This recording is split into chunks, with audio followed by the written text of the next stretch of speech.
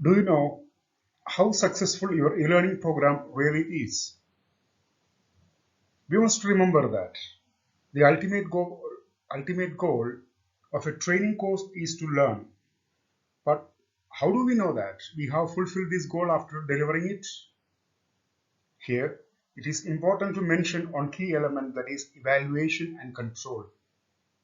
There are many different approaches to evaluating the effectiveness of an e-learning course, but they are share a common first step, that is identifying success metric.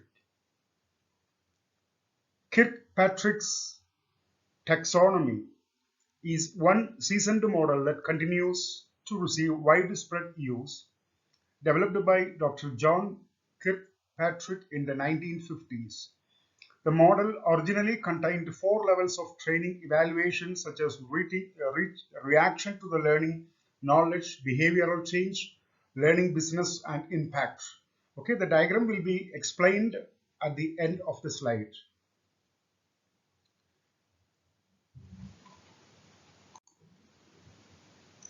Now the levels have been clarified by John, Jin, and Wente Kirkpatrick to form what is called the New World Kirkpatrick model.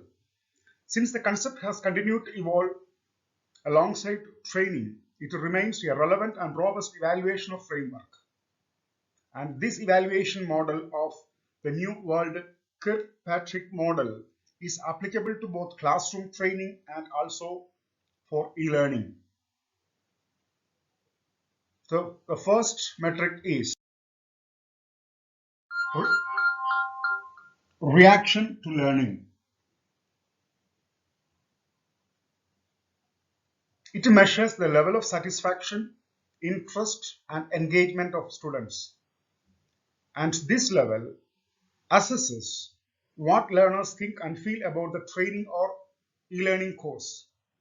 But beyond simple satisfaction, New World Model additions measure engagement, that is, the degree to which the participants are actually involved in and contribute to the learning experience, and relevance, the degree to which participants will have the opportunity to use or apply what they learned in training on the job.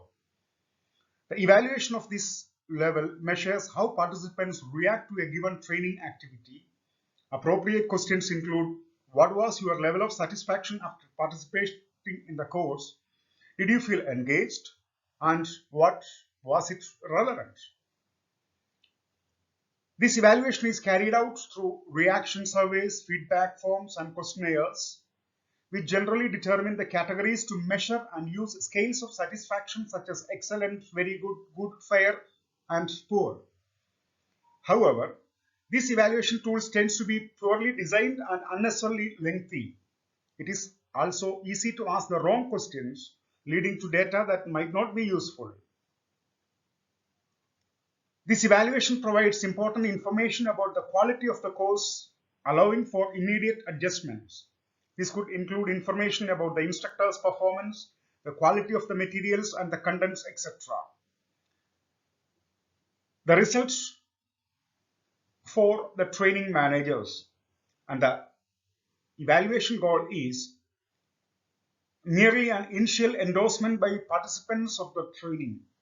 This evaluation is meant to identify any significant problems, not to determine the ultimate effectiveness of the training. And the second, knowledge. It measures knowledge, skills, attitude, confidence, or commitments were acquired by participants. Learning cannot occur without change in behavior. Therefore, evaluating the degree of learning achieved by the participants as a result of their participation in a training process is indispensable. It is done, or the evaluation is performed before beginning and after finishing the course, in order to compare the increase in knowledge and assess what changes have taken place. Its purpose is to determine if the participants has actually acquired the knowledge and skills that they were meant to during the training. It generally consists of a written test to measure the knowledge and attitudes, and a performance test to measure the skills. However, evaluators should consider using scenarios, case studies, sample project evaluation, etc., rather than just test questions. From the evaluation, we can detect where the training was successful and where it has failed, in order to plan other techniques or methods to improve the quality and quantity of learning in future programs. In addition, by knowing the extent to which learning has occurred, we can expect certain result in the third level of assessment, namely a change in behavior. The results are for supervisors and line managers. The evaluation goal is conformance or confirmation that learners has occurred or learning has occurred as a result of the training. The third metric, behavioral change. It measures the participants use their newly acquired skills on the job. This level measures how much learners are applying new knowledge back at their jobs. It measures the change or behavior or changes in behavior or how the training affects the performance. That is, it's all about transfer of knowledge. This step is done through observation, performance, benchmark, interviews, and surveys to the participants, their immediate supervisors, peers, subordinates, and others who may be involved or interested in the process of behavioral change. Preferably, you should wait for some time after the training event to take this measurement. So, as an author, I recommend 2 or 3 months for the measurement. It conveys the following information. What is it? These steps allows us to measure if the knowledge, skills, and attitude learned were ultimately transferred to the workplace. And if they weren't, then it allows us to identify the reasons why and make adjustments.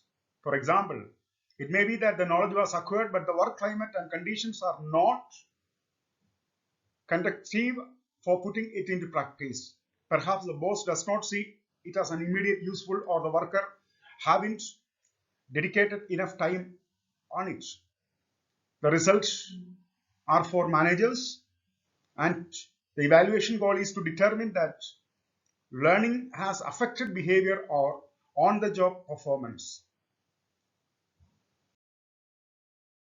Results and impact.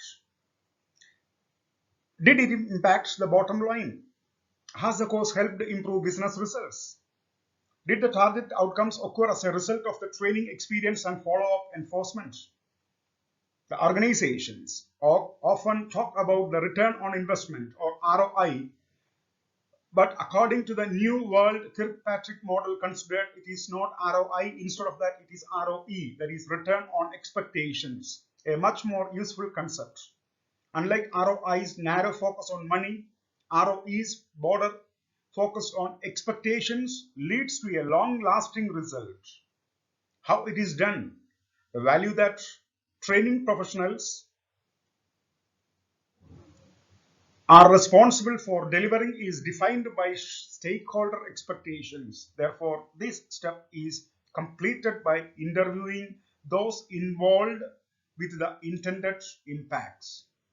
An example is requesting information from supervisors and managers on the number of rotations before and after imparting the training program. What information it conveys. This measurement provides tangible evidence or indicators that allow us to nurture training needs, and the results are for the department managers, executives, and CEOs. And the evaluation goal is confirmation that training has the desired results within the organization. And the diagram, the New World Kirkpatrick's model. See here, the metrics to measure success. First one, reaction to the learning. Measures is, do the course participants like it? And the results are for the training managers. Second, knowledge. What knowledge, skills, attitude, confidence, or commitments were acquired? And the results for the supervisors. Behavioral change measures, do participants use their newly acquired skills on the jobs? Results for the managers. And finally, learning results and impacts. The measures is, has the course helped improve business results? And it is for the executives and CEOs.